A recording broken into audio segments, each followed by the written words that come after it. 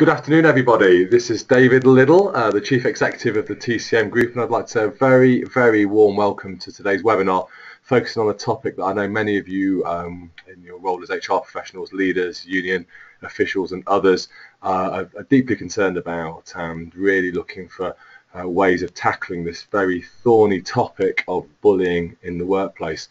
I also have with me Elaine Smith, one of our resolution consultants. Hi, Elaine. Hi, David. How are you? Hello, everyone. Well, thank you. Fantastic. Well, it's great to have you here, Elaine, and we'll meet Elaine in a moment. But Elaine's a seasoned HR professional and also a very active mediator and has a lot of thoughts to share about her experiences of tackling bullying in the workplace. I hope that photo on the screen isn't too startling for you, but this is what we're dealing with. People get sad. People are fearful. People are scared. People approach us and they don't know how to deal with this topic. And for me, this photo speaks volumes about bullying in the workplace. It's about the tears, the sadness and the strong emotions that happen when we're confronted with these difficult issues. And the problem, I think, in many cases in tackling this issue is those tears falling down that lady's face strike fear into the heart of most people.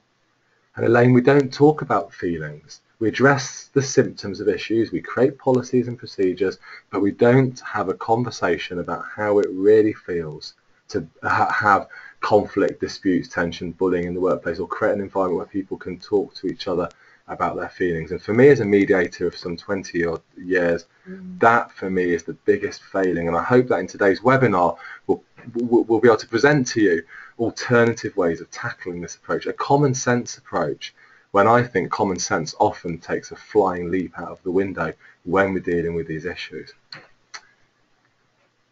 So a little bit about the webinar today. As I said, it's David and Elaine. We're looking at about 45 minutes or so. We've obviously got the slide deck that we'll present to you.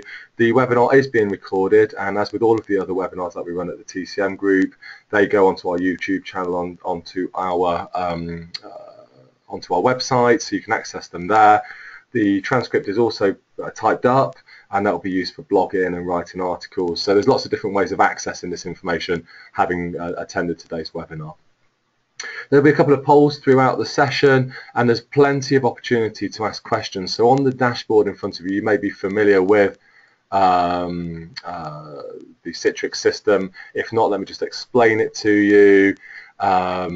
So there's a question panel. If you've got any questions for Elaine or I, any comments, observations, any experiences you'd like to share, please pop them in there. We'll try and respond to as many as we can during the course of the webinar, but if we don't get a chance to, I'll send an email out or try and respond in different ways. But we'll try and make it as interactive as we can today, Elaine. Yes, we do. Make it fun, although it's not a fun topic necessarily, but make it quite fun and interactive. So please do share any thoughts that you might have with us. For everyone who's on here as well, some of you may have received it already, but if not, I'll also send through a copy of the TCM Model Resolution Policy, and this is a policy now in place in a number of organisations, which is being used as an alternative to the traditional grievance, bullying and harassment procedures, moving away from the adversarial approaches which we've become so reliant upon, and actually focusing on dialogue and resolution, rather than blame, retribution, sanction and a punitive outcome, which in my view actually, as you'll hear me say, makes matters often much worse. So a bit about myself, and then we'll meet Elaine. So my background was in non-violence, race relations and community relations back in the early 90s. I've worked in schools promoting peer mediation, tackling bullying in schools. I've had a BBC documentary made of my work called Beating the Bullies, which was about introducing non-violence and mediation approaches in the playground, in the classroom. So I'm a big fan of using mediation to tackle these issues. I was very proud of the work I did, and I set up a program called CRISP, the Conflict Resolution in Schools program. Then in the late 90s, I was invited to bring my work into a workplace setting. And I guess, Elaine, one of the things that I thought is, having worked for 8 years in communities and seeing people engaged in these horrendous behaviours and people fearful to come out of their houses and impacting on their families and causing untold harm and damage, I thought, well, I'll walk into organisations and it'll be warmer and everyone will get on a little bit better. And how wrong I was. I remember talking to people about bullying in the workplace and their effect. If people felt scared, They felt sick coming into work. One lady said to me she had bricks in her belly every day as she walked in. People aren't talking, not communicating. And I looked at organisations then and said to myself, what are we doing to tackle this issue? And someone would bring out the bullying at work policy or the dignity at work policy and they'd show me this policy. I said, no, but what are you actually doing about it? What are you doing to tackle it? And in many organisations, they weren't tackling the root cause of bullying and harassment and conflict. They were tackling the symptoms. And the good news is organisations like BT and Transport for London and Lloyds and others are finding alternative ways of tackling these issues. So I created the Fair Mediation Framework, which is in place in a number of organisations now, which we'll introduce. I write a reasonable amount in relation to this topic on LinkedIn, and I've got a blog going on to the CIPD People Management website this week. So I'm out there trying to promote this methodology, talking, listening, engaging with each other, understanding each other. I also head up the trade body for mediators in the UK, the Professional Mediators Association. So that's a little bit about me. Elaine, welcome again. Thank you. Well, I come from an HR and learning and development background, really, and have worked in some organisations with really high amounts of stress and change and restructuring happening, which causes so much upset for people. And in an HR role, it's very difficult to actually help people in a meaningful way. That was the real frustration. It's fine, you can advise on policies and you can advise on ways forward and advise through the formal process, but the real shame of it was that people see HR professionals a lot of the time as someone they can come and talk to.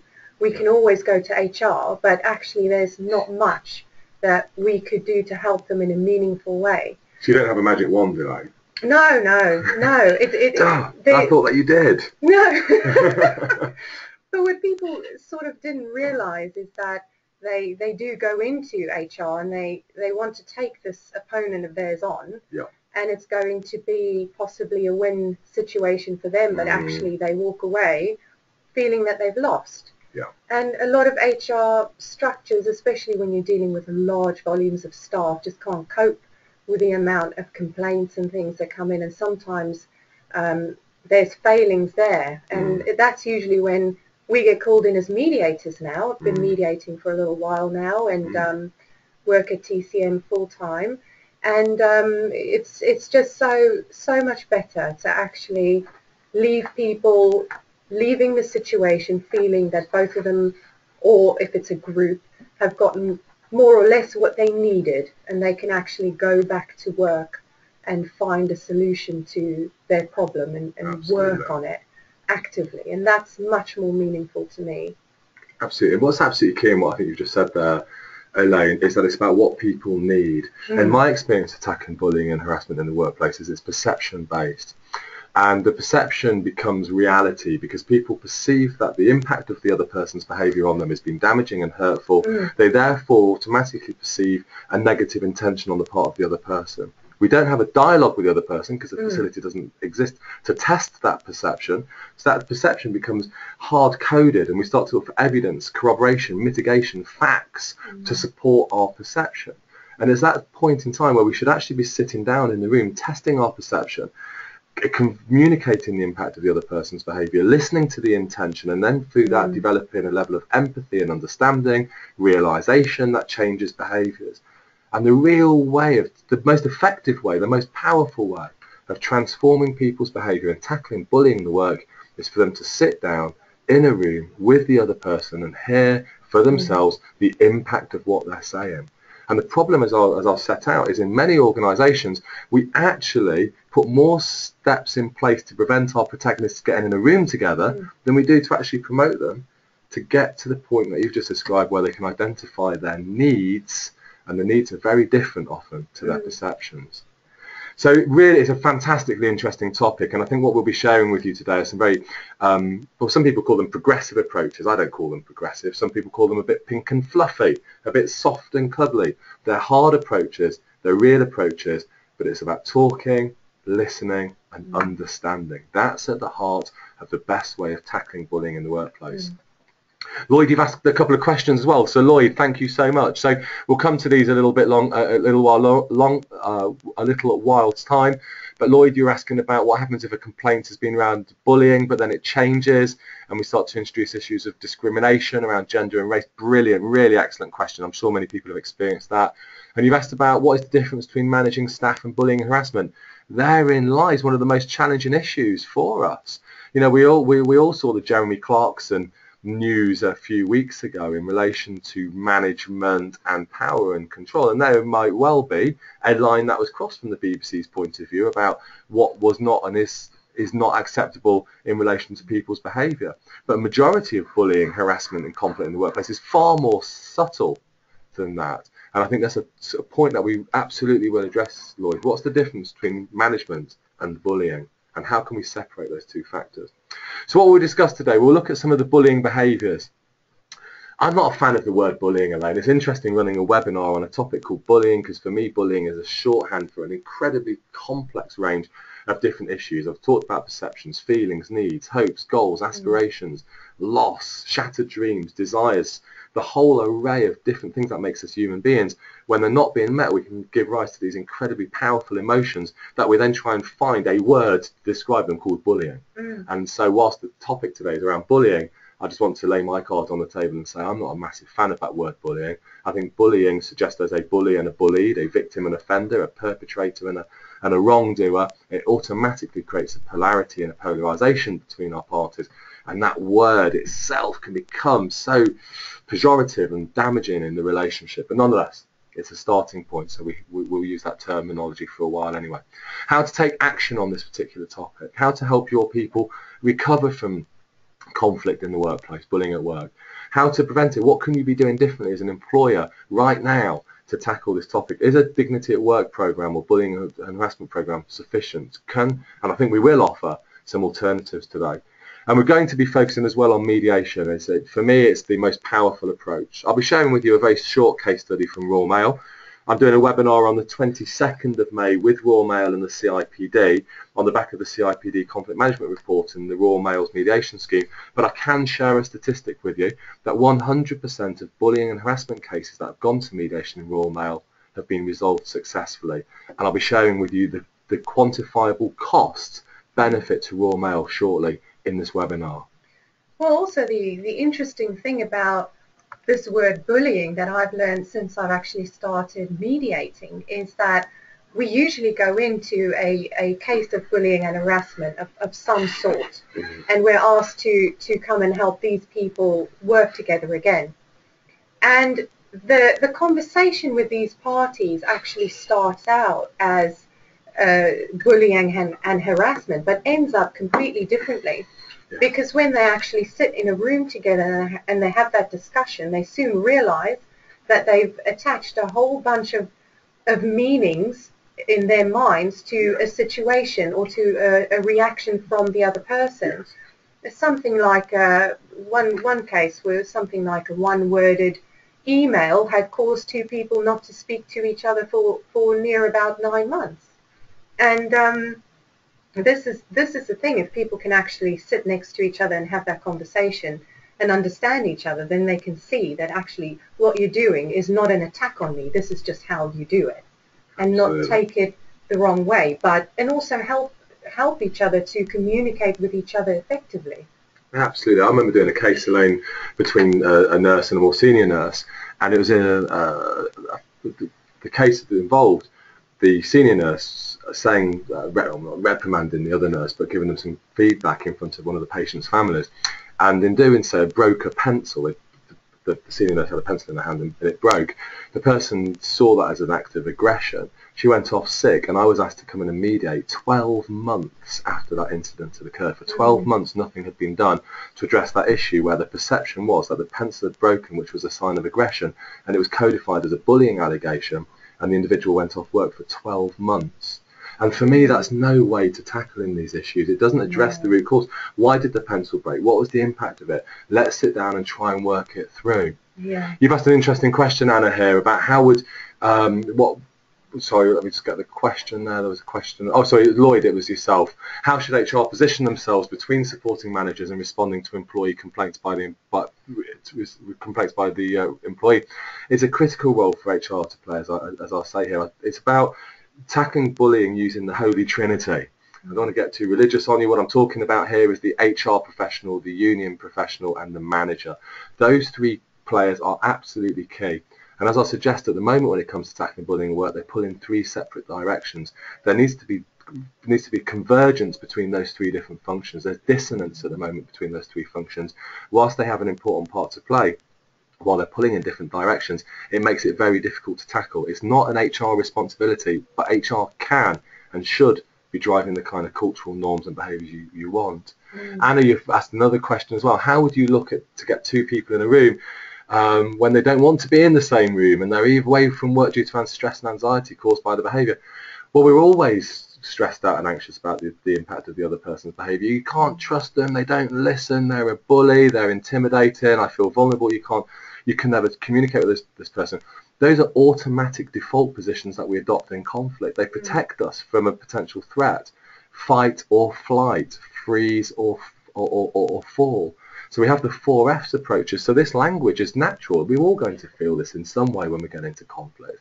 The issue is, how do we create the environment and give the parties the courage to sit down and communicate with each other when every fibre in their body is saying, please don't put me in a room with that other person. And I will address that topic because it's about how do you as an employer create a safe space to deal with the stuff that's on your screen here right now.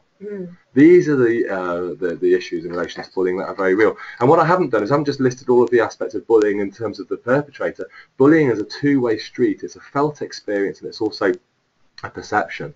It's about feeling demeaned and isolated. It's confusion, a feeling of being out of control. We know Martin Seligman, the psychologist who founded the School of Positive Psychology, tells us that for human beings, a sense of being out of control is one of the biggest causes of stress and anxiety. So to go back to your question, Anna, if the people are experiencing stress and anxiety, what's the root cause of that? The root cause of that may be they don't feel in control. It may not be the other person's behaviour. So how can we give control back to the individual to take responsibility? And this is a really interesting point, giving responsibility to a victim of bullying. You know, really, does people in bullying cases, do they have to take responsibility? Absolutely. Giving them responsibility to take control of the situation and address it. We can't go to HR and ask them with their magic wand to address it. We can't go to the manager's manager and hope they're going to address it. We have to be responsible as employees, as human beings, as adults to address this. The question is, what do our organisations do to create the conditions where people can have the courage and the confidence that when they do address it, it's not going to blow up in their face? That's the challenge. That's the real challenge for us as organisations, I think. So it's important in a bullying webinar to run a definition of bullying. So this is taken from .gov.uk.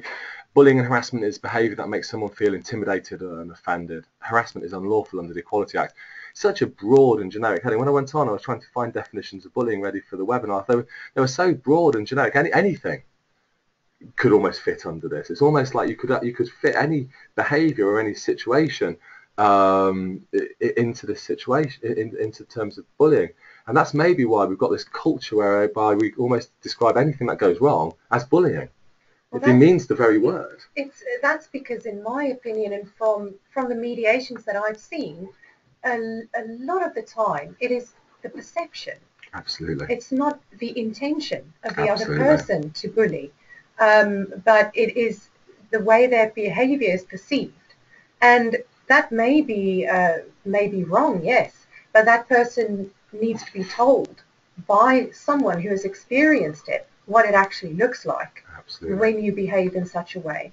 And 9 times out of 10 they'll stop that behaviour when they really gain a true understanding and can empathise with the other person who they have possibly offended or upset in any way or harmed in any way.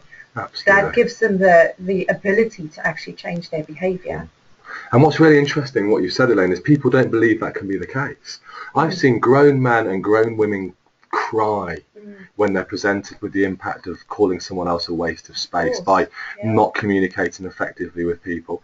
And in my experience as a mediator, when you're confronted with the impact of your behaviour in a non-confrontational way, so you can understand what's being said, you can then reflect on that behaviour. And as a mediator, what we can be asking is, look, you've heard now the impact of your behaviour. What insights do you draw from what you've heard, from what you understand, in order to drive a different behaviour tomorrow to avoid this situation occurring? I call it my insight change model. It's a powerful model of driving behavioural change. And my experience of behavioural change in organisations, you're far more likely to see a change of behaviour in relation to these topics, bullying, conflict, and so on and so forth, by bringing the parties together and giving them insights and understanding exchange, than you are by hitting them over the head with a big stick or having the sword of Damocles hanging over their necks. That does not drive behavioural change. What it does, Elaine, is it suppresses the problems, and it creates not just stress for the individual, irritable bowel syndrome, bad backs, poorly shoulders, sickness and absence. It creates a sickness and a malaise in the organisation, played out as dysfunction, division, discord and disputes within teams. It has a detrimental effect across the organisation. So there's many different levels of or potential examples of bullying. Of course, these are horrible. These are terrible. We don't want this to be happening. It's not to deny that these behaviours are happening, that they have an impact. What I'm very concerned about is that we need to find another way of tackling these. Now, I've been working in this area for 20 years, and my experience is the current systems aren't working. So what I'm going to do is I'm going to run my first of 2 polls here, just to kind of sense check where you are as an organisation in terms of how you're currently tackling these issues. So the first question is, how do you currently tackle bullying at work in your organisation? So I'm going to launch the poll. You've got a series of options. You can choose one, some or all of the options, but this will be interesting to see which of these approaches do you currently put in place to tackle bullying in your workplaces. Like I say, you can choose one, some or all of those. So this is the second election, the second vote of May the 7th, 2015. Very true. Perhaps not quite as high impact as the one that we're also going to be voting on today, but nonetheless, it's an interesting poll. So 60% of you have voted. I'll start to close the poll off at around about 90-100%. So very interesting. I'll share the results with you in a moment, but it's throwing up some interesting approaches. I could only choose 5 options, I'm afraid. I'm sure you may have others, but these were the 5 that just came to my head as being the top ones, really. So that's 90% of you. So I'm going to keep the poll open for another 5 seconds. 1, 2, 3, 4, 5. Okay, I'm going to close the poll now. So thank you for sharing. So we've got 91% of you responded there. So I'm sharing the poll results. You should be able to see them on your screen now. So just shy of 90% of you go into an investigation or disciplinary process. 70% of you using mediation. Fantastic. This is really supporting my assertion that mediation is becoming a mainstream activity. So it's great to see you know, over 2/3 of organisations now embedding mediation as part of this approach, which is great. Management training, just over half of you are training your managers and leaders. 4% restorative justice, which is interesting. I'd love to find out more about how you're using. So Jennifer, right, you're asking, please could you explain what is restorative justice? So just to give you a feeling for what restorative justice is, a form of alternative dispute resolution. It tends to be used in victim and offender cases where a victim would come together with the offender, and they would either exchange in letter exchanges or letter swaps, where the victim would explain to the offender the impact of robbing their house, stealing their car. I'm a restorative justice practitioner. I've mediated between victims of murder families, and I tend to work in high criminal situations, serious criminal activities, but it tends to be used as a way of dealing with young offenders who've engaged in low-level criminal activity, so they can understand the impact of their behaviour. And those restorative processes are a discipline which are starting to be used increasingly in organisations for tackling bullying at work. Very closely aligned to mediation, but slightly different in terms of the way that it's addressed. So that's why it's in there, and obviously some of you are using it. The good news is only 6% of you ignore it, but that's still 6% who ignore it as a strategy. And you know, I think that's probably not unusual. Ignore it, hope it will go away. I think there's a lot of leaders and managers who do that when they see it going on in their teams. They're not sure how to tackle these issues. Or it could be the ignoring bit is that the culture of the organisation is maybe to sweep things under the carpet. So a lot of times HR professionals' hands are a bit tied when they feel there's great wrongdoing going on, but the culture of the organisation is to sweep it under the carpet. So sometimes there's no option, and even in those cases mediation can be very helpful, because it's at least something that we can do to help these people communicate with each other. Great, no, really great insight, Elaine. Thank you so much. So what's the problems with our current approaches? Well, we've become absolutely reliant on policies, processes and procedures. They are vital, but they impede common sense. They get in the way. We need to have the policies in place, but for me we've become so reliant on them that we expect people to go through a process and spit out a happy person at the end of it, or we have discretionary process to avoid going into the process, so management having informal resolution or chats or so on and so forth. But what I find is that the policies and procedures actually are in many cases making matters worse. They're reactive, they're intrinsically adversarial. They create a culture of fear and suppression. And what's really interesting is people will often use going to HR or going into a process as a threat against the other person. So the very policies that are designed to resolve these issues actually themselves, in my view, make matters worse. Organisations are not always the case, but many organisations are not measuring the impact of conflict and bullying. More and more are. So no one really knows. One might argue, who cares? What it's costing to the business. Well, my experience is, as we'll see from Royal Mail, it's costing tens and tens of thousands of pounds per case. When we start to measure it, it has a real impact. HR, unions and managers, that holy trinity, in many organisations, again, not in all organisations, one has to be careful about not making generalisations, but nonetheless, in many cases, pulling in different directions, each with a really legitimate response to these situations, but not working in a coordinated and joined up way. And that creates gaps, and it's in those gaps that I think problems begin to fall. Leadership is effing tough. It's about feelings, frustrations, and fights. And I don't want to this does not want to sound like I'm legitimizing bad management. I'm not. But what I'm saying is bad things happen, mistakes happen. And if we don't begin to accept that bad things happen, and we constantly think that we can apply a rule book and a sanction-based approach based on the balance of probability, whether or not a case did or didn't happen, how do we begin to learn from that? How do we begin to develop? How do we begin to resolve it? All we're doing is trying to hit people with a stick. And I think that's a really significant issue. And I think within an organisation, there's a legitimacy to understand that managers and leaders are stuck between a rock and a hard place often. They're real people. They get stressed and anxious. And if every time something goes wrong, we start to see it as bullying and harassment, I think it just again causes its own set of problems. And might go back to your point, Lloyd, for me, in relation to the issue here. I think we're too quick to describe bad management practice as bullying and label it. And I think that just turns managers off. In my view, and it makes it really difficult for managers to deal with these issues because they're always fearful of having these issues brought against them. I call it the bogeyman of the modern workplace. Many managers are worried about having difficult conversations, giving difficult feedback, managing performance early, all the things we need our managers and leaders to do, because they're fearful that if they say or do the wrong thing when the tears are flowing, there will be a case brought against them.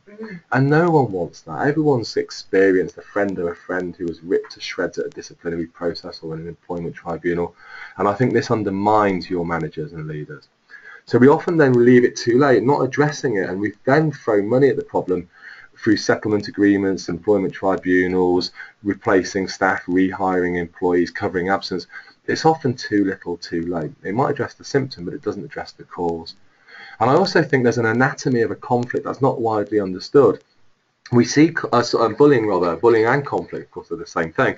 We see them as being a set of behaviours, and we address them as behaviours rather than a root cause. So I'd like to spend a moment just thinking about what is the root cause of bullying and how can we adjust our thinking of bullying to tackle the root cause rather than just focusing on the unmet need, the destructive behaviours.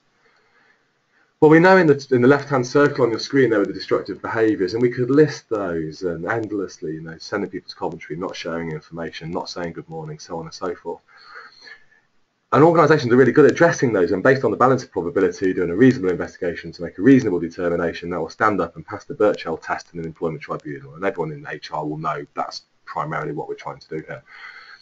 But as a mediator, what I'm interested in is when you weren't said when they didn't say good morning to you, what needs weren't met? They need to be respected, valued, treated as a human being with dignity and respect. And when those needs weren't met, I experienced a profound sense of loss, a loss of confidence, a loss of esteem, a loss of hope, a loss of future, a loss of control, which I've already said is a major cause of stress and anxiety. So that sense of loss then drives these emotional responses, the fight, flight, freeze or fall response, which I've responded to. These powerful hormones, adrenaline and cortisol, driven by the amygdala, the part of our brain which actually locks us in and causes us to feel these emotions through the hormonal responses. And they impede and impact on the actions and the interactions and the reactions we have towards one another, the air that we breathe, the environment in which we work, and that then drives the destructive behaviours. And as a mediator, when I'm working in cases, extreme bullying, extreme harassment, extreme conflict, the kind of cases that I'm called in to work with, my experience is I want to sit down and ask the parties, what is it you've lost? How do you feel? What do you need? And they start to tell you some amazing things. They stop pointing the finger at the other person and they start telling you about what is important to them. And what is important to them is often very surprising and unusual. And I'm going to come into it in a moment to what people need. So to tackle bullying and harassment in the workplace, we have to get beyond trying to just tackle the behaviours. And when I look at bullying policies, and I've looked at many bullying policies along the way, they're all in one variation or approach addressing that issue of behaviour, not root cause. And for me, a modern bullying, harassment or resolution approach needs to address root cause and create the facilities whereby unions, HR and managers can work together to create a resolution culture. I was working with an organisation recently, it was a big London borough, doing joint management HR union training around resolution skills, and it was fantastic. It was a really positive approach to that organisation. But when I did the training, there was 12 people in the room, they didn't all know each other. And I thought it was really telling that we did the go-round and people were still kind of getting to know each other, yet there were long-standing people who were all working in the same field in the organisation.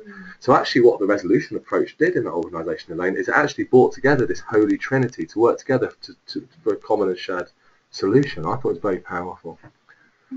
Organisations introducing early triage of cases. If we're not going to leave it too late, what do we do at an early stage? Well, HR professionals, managers, grandparent managers, unions, being trained in and understanding how to triage a case at an early stage, spotting problems early, identifying resolutions, signposting people in the right directions. You might have bullying and harassment advisors. It's maybe revisiting the role of the bullying and harassment advisor to undertake early triage. My experience of bullying and harassment advisors, whilst they play a very important role, is they actually often act in an advocacy way on behalf of often the person who's bringing the allegation, rather than driving a culture of resolution. And it's that advocacy, whilst it's important, actually can impede resolution. Focusing on the resolution of the problem, I think, seeing it as a problem that can be resolved and helping to find creative ways of solving it, which I'll come to it. Avoiding win-lose or lose-lose approaches. Our current systems, our adversarial processes generate that. They create a polarity. And more often than not, people are so listening to defend themselves than listening for meaning. And I've sat in investigation processes, disciplinary processes, appeals processes, where people are listening to defend their position, not listening to understand. Whereas in mediation, Elaine, what we're doing is we're listening for meaning, to actually really get a sense, to understand and to empathise with the other person. I think that's important. Definitely. I now, when we go into our mediation session, I have a little bit of a bit of time where I really talk about how important it is for both people to listen to each other. Absolutely. With the goal of empathizing with one another. Absolutely. And if we can have the conversation around that, it's so much more successful. Absolutely. Because I remember when I first started mediating, a lot of times people would have notepad and pen out. And so while the other person's speaking, they'd be writing, and that's completely against what we're trying to do. So now I take that time to make it clear that this is about gaining an understanding of each other that'll benefit both of you, and it really does help and works. Absolutely, giving each other a jolly good listening to. Yeah. And do you know what's really interesting, Elaine, is when I've done this work and at the end of the mediation process, people say to me, gosh, David, it was so good, far better than I expected. I said, well, why was it so good? They said, David, but you just sat and listened to me. And I'd be like, well, this has been going on for 4 years. I can't be the first person who sat and listened to you. And they look at me and go, yeah, you are. And I think to myself, wow, how do we get to a point where an external third-party mediator, after 4 years of horrendous stress, could be the first time someone sat and listened? And I think there's a strong sense that we can do a lot more in our organisations to create an environment where people are being listened and heard. 2 ears, 1 mouth, the golden rule for the mediator. Very, very important. So be compassionate when you're dealing with these issues. Act objectively and impartially. We will dehumanise the other party. We will give the impression of them being, devil incarnate. Don't get sucked into that narrative. That narrative exists because of the fight or flight response. Get underneath the surface of it. Don't get sucked into it. Now, I advise them to go away and make notes and diary notes and things in order to. It's archaic. How do we get to a point of saying, gosh, that's terrible, we'll go away and keep a diary log and come to me in 2 weeks? How does that resolve the situation? It cements the problem, yet we seem to think that the audit trail and procedural fairness is the way to resolve it. How can an audit trail and procedural fairness trump common sense? And it does trump common sense time and time again. Not in every organisation. The good news is changing. But for me, procedural fairness and common sense are not. We need to have a mediation between these two philosophies, I think. Maybe another webinar will mediate between common sense and procedural fairness. Be compassionate, be curious, ask questions, be assertive and challenge. And what's really interesting in mediation is people often think of it a bit wishy-washy and soft. It's not. We ask the tough questions. So just explain why you did that. Just summarise back to the other person what you've heard them saying to you about how they feel as they've been in tears explaining to you that they went home and wept that night and they feel vulnerable and isolated. We'll ask them to summarise back what they've heard. Wow, that is not an easy option. That is a tough option. But provide ongoing support. It's a programme of interventions as well. And again, for many organisations, tackling bullying is seen as a kind of one-hit wonder. That's it, done, resolved, move on. It's not. It's an ongoing programme of support for people in the workplace. So Royal Mail, there we go. That's one of the statistics that's come up. As I mentioned, there's £4 million in the last year savings to Royal Mail Group in relation to tackling bullying and harassment in the workplace. I met with Moya Green when I first started working with Royal Mail, and Moya Green, the Chief Executive of Royal Mail, could not have been clearer. David, I am placing mediation at the heart of our modernisation and privatisation strategy, whether it's on industrial relations or bullying and harassment. And I'm really excited, as I mentioned, the 22nd of May, we'll be doing a joint webinar with Royal Mail Group, Jane Fairhurst, the Head of Industrial Relations and Employee Relations, and Johnny Gifford from CIPD, and an academic as well, who's going to share his experiences, talking about the impact that mediation is having in Royal Mail and other organisations. But for me, this is a powerful statistic. 100% of cases resolved. That's a tough organisation. So what do your employees need in order to be able to recover from these issues? They need an acknowledgement. They need affirming. You're not going crazy. It is happening, but we're not going to get just sucked into your perceptions. But they need to be heard and acknowledged, affirmed, appreciated, and respected for what they're saying. They need someone to be empathetic. You can't feel their pain, although neuroscientists, I read an interesting article saying that we can actually feel each other's pain, but empathy isn't about feeling each other's pain, but it's about trying to put yourself in the other person's shoes and understand what it's like to be in their shoes. Powerful stuff.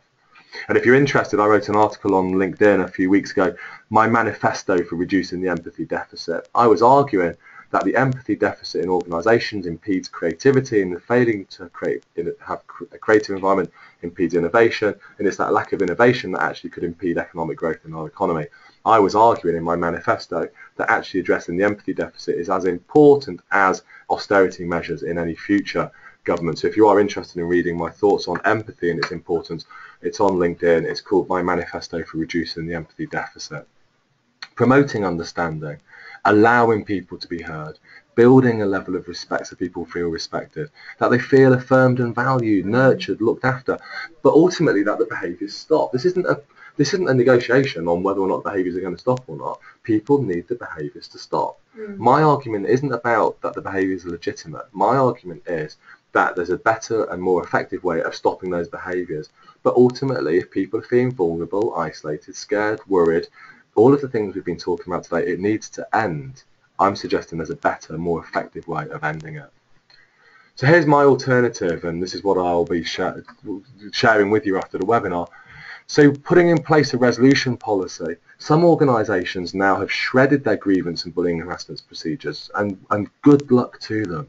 Islington Council, Kent County Council, Lloyds Banking Group, they've said, let's put in place a resolution methodology in our organisation to change the vernacular towards a constructive means of resolving conflict. Creating safe spaces for dialogue. If you decide to retain your existing procedures, at least go through and say, well, where do people go to talk? Where are those? And an informal resolution does not, I'm afraid, provide adequate support to people to go and have it. The 2 lines of informal resolution, it always surprises me, Elaine, that the most important part of resolving issues informally actually has the least ink on our policies and procedures. So rebalance it and give it a bit more ink. Go through it and just look and at least balance these 2 approaches.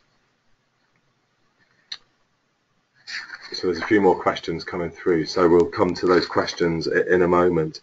So introduce the triage process I've talked about. Promote early resolution and mediation.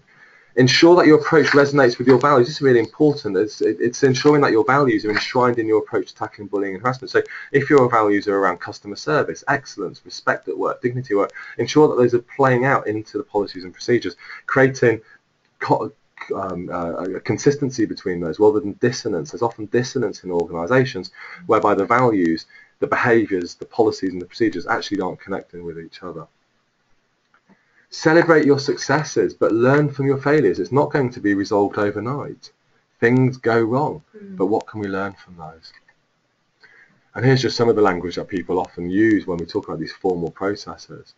And again, I run webinars on taking the grief out of grievance, implementing resolution policies. On the last Friday of every month, I run a free workshop introducing mediation, very, very popular.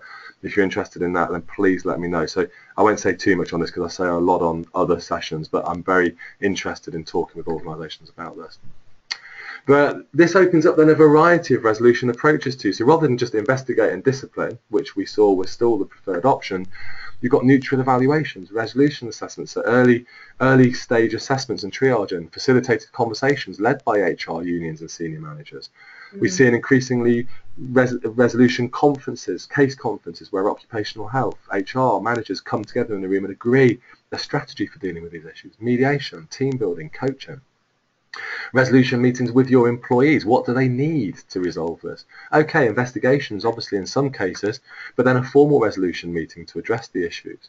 Clearly, through any process, the individual needs to have the right to representation and the right to appeal outcomes. Of course, that's got to be embedded in your policies and procedures, but at the very end of the policies and procedures, not the very beginning, I think. So let's just pause for breath, Elaine. We're coming to the end of the session now.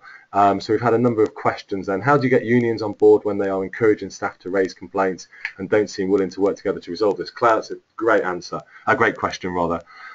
Let's draw on some examples. Again, going back to Royal Mail and Parcel Force Worldwide, it's a process of constructive engagement with the unions. I work very closely with unions from the beginning of my work with organisations. They want to be engaged. They've got an important role to play protecting their members' interests. They need to have a voice. They need to have that voice heard. And my experience of working at a consultancy level as well as a mediation level is a positive, constructive engagement with unions, allowing them to talk about their experiences, what's working and what isn't working, and then helping them to shape the strategy and the resolution approach. It all comes down to looking at the shared interests, shared needs, commonality, and creating a common purpose. It doesn't happen overnight, but many organisations are moving away from the adversarial nature of trade unionism towards a much more collaborative model. And when I was working at Kent County Council, one of the staunchest advocates of introducing this approach was the union representative within that organisation. Within Royal Mail, the staunchest advocates of introducing the mediation approach was the CWU and Unite unions. Many unions now are supporting this. Within Transport for London, when I set up their mediation programme, the unions were actively encouraging and supporting the role of mediation. It's having a major impact in those organisations. So positive, constructive engagement. Rome wasn't built in a day, but keep getting in the room, keep talking. Again, we're very happy to support that. So someone's talking about, again, picking up the issue of unions. It's we don't have a very constructive relationship with the unions and work councils. They encourage employees to call an anonymous ethics helpline to raise grievances. See, anonymous helplines, what purpose do they serve? You know, how can you as an organisation develop a coherent strategy for tackling these issues if there's an informal... they play their part, you know, whistleblowing and anonymous helplines, but they're not in and under themselves any particularly effective at tackling the issues. And I can't say, you know, but if it's available, of course, if you put a resource in for your employees, and the union are bound to encourage people to look at that. I think the question has to be is, are those resources meeting the business needs and your employees' needs? And I think it's about taking a step back, working with the unions and saying, is this really creating an environment where your members and our employees, both your members and our employees, there's a joint common purpose there, are having their needs met through this anonymous helpline? It may allow people to vent and a catharsis and be signposted, but in and of itself, it's not a tool for tackling bullying and harassment. It's a tool for managing the symptoms. And hopefully today I've indicated that we need to move beyond purely managing the symptoms and move towards tackling the root cause. So that perhaps would be a subject to a review. So it's more intended for whistleblowing or fraud flagging. Okay, Jennifer, thanks for that clarification. So, but it sounds then that what is actually also being used for tackling these issues of bullying. Well, that may well be going back to the unions and having a conversation with them and saying, look, there is this facility and resource, but are there other facilities and resources we can introduce to ensure your members' needs are met? So again, without knowing all of the internal details, but it sounds like a conversation there. Okay, so hi, Nicola, have you come across any tribunal cases where resolution methodology has been used in the workplace, and if so, has this been viewed by the tribunal? I'm not. However, Andrew Waring, the Chief Operating Officer at ACAS, spoke very passionately at a conference in support of the resolution approach. What he was saying is, yes, you need to follow the ACAS code on discipline and grievance. However, you can call your approach whatever you like. Now, there's a number of employment tribunal chairs who are trained in judicial mediation. There's a big move towards early conciliation, a big move towards early resolution. So whilst this approach hasn't been tested in terms of the vernacular, the actual structure and the framework of the policy that I'm going to send through to you has been approved and supported by ACAS and by unions and embedded in Islington Council and Kent County Council and Lloyds Banking Group. And these organisations have been through rigorous processes both from their lawyers and the unions and their HR professionals. But let me send it out to you after this webinar, and then you can form your own view, and I'm on hand to support you as you begin that journey. But no, the answer to the question is no. I haven't seen that through the tribunal, and I'm sure one day it will be, and it'll be interesting to see, and obviously we'll be writing that up through all of the HR magazines and press when it does happen.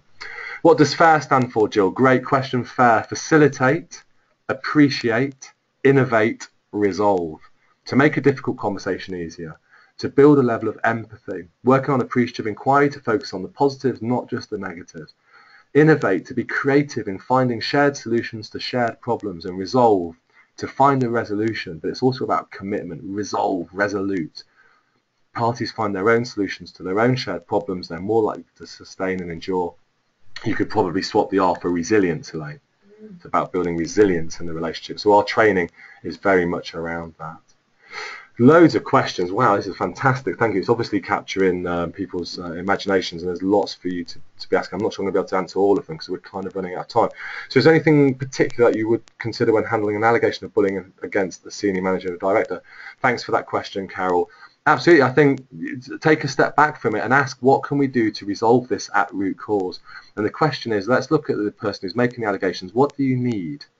How do you feel? How can you communicate that to the other person and automatically create in your mind and in their mind a facility for them to communicate with each other? And organisations could get much better at doing that, in my view, Carol, creating a space where people can get into a room together from the very beginning. So mediation isn't just offered at the end as some kind of throwaway afterthought. It's inbuilt into your approach. It takes time, as I said earlier. These cultural changes take time. But it's got to be better than our current approaches. You know, it's got to be better than what we're currently doing. So again, I won't say much more on mediation. I run webinars on this, but I'll send through the slides. I'm going to send through documents. So people are asking me a lot of questions about professional qualifications. So TCM, we run the flagship standard training on professional qualifications and accreditation for workplace mediation, our National Certificate in Workplace Mediation. That's a 6-day course. It's fully open college network accredited, and it's accredited through the Professional Mediators Association. We run 3 mediation courses, a 1-day course called Core Mediation Skills, which is an introductory topic generally for people who might be advising others about mediation rather than doing it. A 2-day course called Practical Mediation Skills, which is a little bit more advanced, tends to be used for HR professionals, managers and unions doing facilitated conversations. And our 6-day course, the National Certificate in Workplace Mediation, that's for people who want to be internal mediators or consultant mediators. That is the top course, and I'm not just saying that because it's our course, it really is. It's used by numerous Whitehall departments, big blue chips and others. So again, we'll send information out about our mediation skills training. We run other training courses as well, but those are our most popular courses, and yeah, there's not much more to say on them really. They're really, really good. There's also a set of professional standards. I wrote the professional standards for the Professional Mediators Association, so there's professional standards, there's an accreditation scheme. So we're doing a lot in the world of mediation to professionalise this area of activity, to give confidence to the users and the purchase of mediation that it's an effective approach. And there it is. Oh, and it's gone. I don't know what's happened to the photo there, but something's happened with the animation, apologies. But nonetheless, you've got a snippet of 3 people sat around the table, the mediator, the parties themselves talking to each other. I run loads and loads of webinars on mediation, what it is. As I said, I run seminars, so if you're interested, please do let me know. It has enormous benefits. The human benefits, I think, are the really important ones for me, but there are, of course, financial benefits for your organisation. But it's about productivity, it's about goodwill, it's about feeling happier, safer, more harmonious in our organisations. It's about giving people confidence, it's about feeling engaged. It's just about feeling good and doing the best we can do. And my experience is these issues impede that, and getting around the table can resolve it. BT, again, a fantastic customer. I've done so much work on this, and lovely lady Carol Russell, she's a fantastic advocate of mediation. She speaks with this really soft northeast sort of accent from Northumbria, and she says this wonderful thing: everyone wins with the mediation and no one loses. And I don't think I could put it better myself. So I think there's been loads of questions. I've not been able to deal with all of those, but I guess I'm just going to open the final poll really, just to get a sense of whether or not you think today has been useful. So just before you do, I know a number of you have obviously got to go, but has today been useful in helping you to tackle bullying and these issues in the workplace? So that's looking good. So 65% of you have answered. 75%. So I'll keep it open for a little bit longer. Like I said, I know many of you need to go now, so I will just wrap up in a moment. 82%. Okay, I'm going to close the poll in 5, 4, 3, 2, 1. I'll close the poll and share the results. Okay, so that's fantastic. 97% of you have found this useful, and I'm glad it has been useful to you, and I hope that some of the things I've shared with you today have resonated with you and just really creating a conversation about these issues in the workplace. There's no easy answer, but this does provide an alternative. For those of you who didn't find it useful, I hope that you will nonetheless take something away from today, and if there's anything I could have done better in my presentation, then please do let me know. I'd be very, very keen to hear from you about how we could make our webinars even more useful to those people who've attended. But for those 97% of you who have, I'm absolutely delighted. So thank you very much. So we've been around for a while, 14 years. We help organisations just like yours to achieve their full potential by removing the barriers of conflict, change and communication breakdown. We love it. We're good at it. I think we're the best in class. We're also customer first accredited. We've just gone through, going through, I should say, our revalidation process, but that's really, really good for us as an organisation. So I'm going to send you through the free copy of the resolution policy. Let me know if I can help you implement it. I'm more than happy, and my team, Elaine and others, are happy to come on site, no obligation, just to talk through what's going on, how we can help you going forward. Let us know. We'll be in touch, but if it's any time, tomorrow, next week, next month, next year, in a few years' time, when you're ready, please come back to us. We provide coaching, investigation, mediation training, we provide services, we provide management and leadership training, we set up internal mediation schemes, you name it. we provide it, particularly in the employee relations, industrial relations and human resources and management space. Newham Council, one of our customers, they've produced a short vox pop recently, not as big as perhaps BT and some of the other case studies we shared, but nonetheless really important figures. £180,000 saved to them from introducing a mediation programme for those cases that they've taken through. Thank you so much. Thank you, Elaine.